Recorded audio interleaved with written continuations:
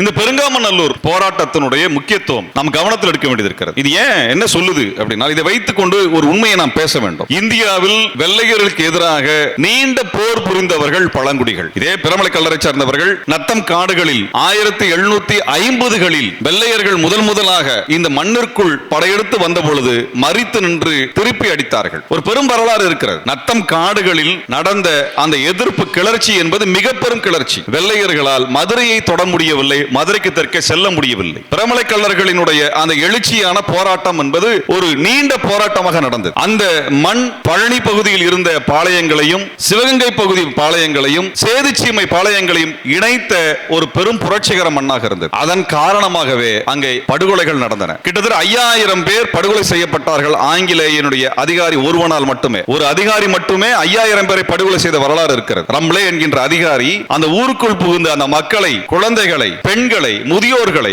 ஈவிரக்கம் இல்லாமல் படுகொலை செய்த வரலாறு இருக்கிறது. அந்த மக்கள் அத்தனை தூரம் அடக்கி ஒடுக்கப்பட்டார்கள். ஆனால் போராட்டத்தை கைவிடவில்லை.